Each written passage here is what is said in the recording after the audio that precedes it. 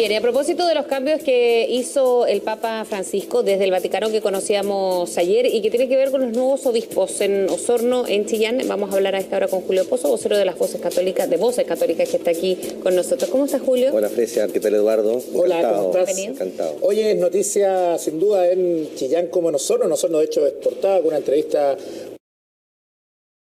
Te quiero preguntar una cosa a nivel general. ¿Cuál es la diferencia entre ser administrador apostólico y obispo? ¿Cuál es el cambio concreto que hay ahí?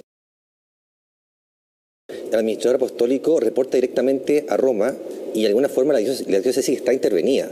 ¿Ya? No es un tema menor, no podrá pasar ahí bajo cuerda, y en lo cual tiene que informar de muchas dificultades problemáticas y se informa a la Santa Sede, y eso implica que haya una comisión allá en Vaticano que analiza qué sucede, qué dificultades hay, etcétera. Francisco, para ver si después ratifica al administrador apostólico o lo cambia. O sea, en el fondo, lo que a nivel de administración, de gestión, ¿el obispo tiene más autonomía que el administrador apostólico? Digamos que sí, de alguna forma, porque, y de hecho, un gran tema en comparación hoy, que los obispos hoy prácticamente no tienen control. O sea, claro, entonces, se autogestionan y solamente rinden cuenta cuando van a la visita al Dímina cada 5 u 8 años. ¿Ya? Y eso es un gran tema pendiente que tenemos como iglesia mundial en el fondo. Entonces, por eso se han hecho las conferencias episcopales para que entre ellos, en forma hablando, etcétera, de manera que uno le dé consejo a otro.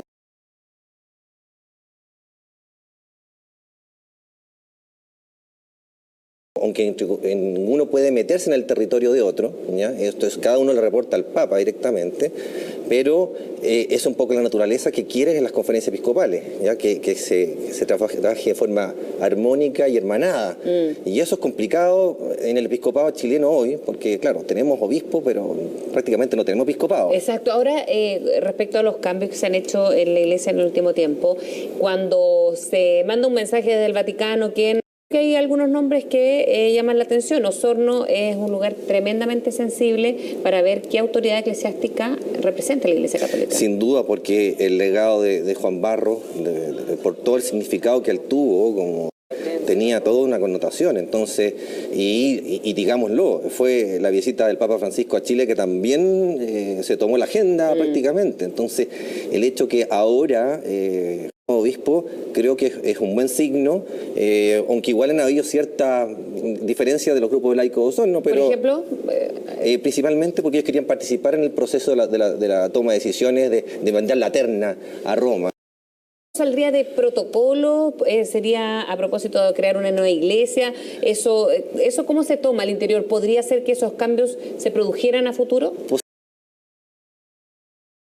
Posiblemente, pero eso requiere también un laicado más maduro también, y eso es un desafío que se viene del Concilio Vaticano II, que en el fondo son directrices que vienen del año 1965, claro, y que en el mundo ha costado mucho que se implementen, ¿ya? Entre comillas, antes ya éramos piramidales. ¿Ya? Los obispos tienen que estar abajo, empujando, y el laicado, que es el 99% de la iglesia, tiene que estar al frente.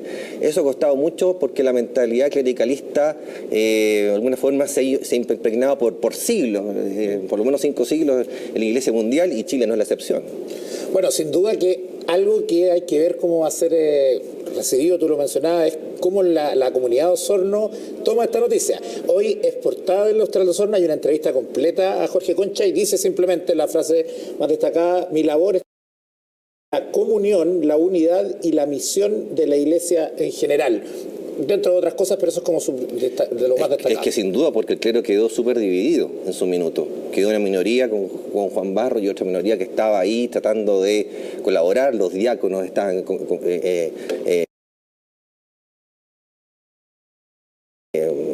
tensos también, los laicos, para qué decirlo. Entonces, esas son cosas que yo creo que el obispo tiene que Si no lo es por alguna razón, Desde el inicio, yo creo que es muy difícil que pueda ser su labor pastoral.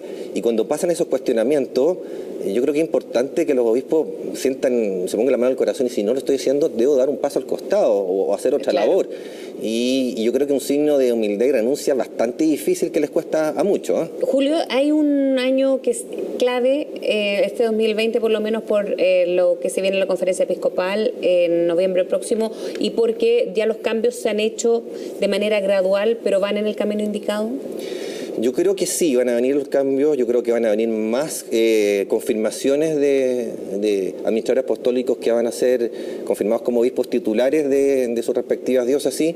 Quizás también veamos cambios en nuevas diócesis también, porque digamos que el nuevo nuncio, Alberto Ortega, tiene que recorrer todo Chile, tiene que conocer a todos los obispos, y no que ellos vengan, él tiene que conocer allá en terreno cómo es su realidad pastoral, y en realidad es muy dura y muy áspera, en que igual hay muchas diócesis que incluso les cuesta mucho llegar. Entonces, él va a conocer toda esa realidad y obviamente vamos seguramente a tener obispos que salen, otros que son confirmados, y según quienes estén confirmados, vamos a ver un nuevo comité permanente de la conferencia episcopal, que seguramente creo yo que van a ser la nueva iglesia, es mi sensación. Pero por ahí debería ir, más allá de la sensación que se requiere, para hablar de esta nueva iglesia así con propiedad, tiene que ver con un tema de generación. Yo creo que sí, sin duda, porque tienen que trabajar bien con los laicos. Digo, de alguna forma la vieja escuela trabajaba más con los sacerdotes que con los laicos, y eso es un desafío porque antiguamente se le formaba a los trabajar principalmente con los religiosos, y eso es algo que solamente las nuevas generaciones lo tienen. Y entonces yo creo que Jorge Concha es uno de ellos, Sergio Pérez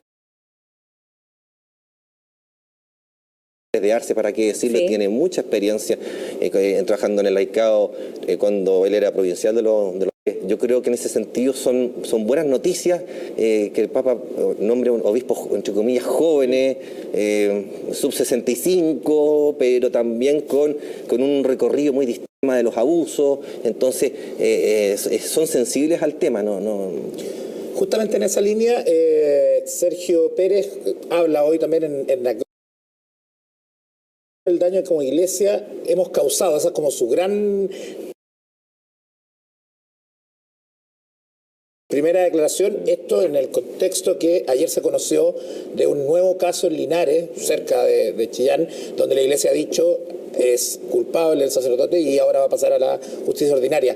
Este va a seguir siendo un tema fundamental. Estos nuevos obispos están en esa línea no solo del mea culpa, sino que ayudar a que los casos puedan llegar a la justicia, que es donde deberían. Yo siento que sí. ¿Estar? Yo siento que sí, porque ellos han conocido mucho más a las víctimas y los sobrevivientes, y obviamente ya no puede haber tolerancia ante algún tipo de abuso de poder, de conciencia y sexual. Recordemos que son 3 niveles de abuso, y cada vez vemos más que personas que han sido víctimas se animan a contar su verdad y es algo de los cuales tenemos que hacernos cargo en toda propiedad, no solamente pidiendo perdón, sino también con reparación. Y eso implica desde pagar los tratamientos, desde compensaciones económicas, todo lo que se refiere a eso, aunque sea una pérdida patrimonial para la iglesia local que sea. Es algo que va a haber que hacerlo, es lo mínimo. Pero esta confianza con la iglesia y con las autoridades eclesiásticas se está retomando, o todavía es un camino lento en que se va a ir dependiendo quizás de los cambios que se vayan concretando? Yo creo que en la mayoría de los casos se está dando. Ahora, me gustaría que fueran más rápidos. Inicialmente parte muy rápido. ¿Pero los cambios con qué? ¿Con los nombramientos? No, con el acercamiento a las víctimas. Perfecto. El acercamiento a las víctimas. Yo creo que se requiere más compañía. Se perdió. Pero cuando llega un nuevo obispo tiene la oportunidad histórica, entre comillas, de poder retomar eso y ver cómo poder tratar de sanar algo que es prácticamente insanable, hay que decirlo. Pero distinto es que te acompañen en el proceso. Sí, y te apañen en el totalmente. Los grandes problemas que tuvimos nosotros en Santiago. En el fondo, principalmente se pidió perdón, pero después se las dejó de lado a las víctimas porque había una demanda. Y yo creo que independientemente, la iglesia tiene que estar ahí a través de algunos de los interlocutores válidos, ya sea el obispo, sea quizás o alguien que realmente acompañe este proceso y que digan, la Iglesia, hemos estado presentes en su dificultad y en su drama. Perfecto, Julio, gracias por venir a acompañarnos a hablar de este tema que sin duda también va a marcar este año 2020. Muy bien. Nos vamos a una pausa y estamos de vuelta con un nuevo día.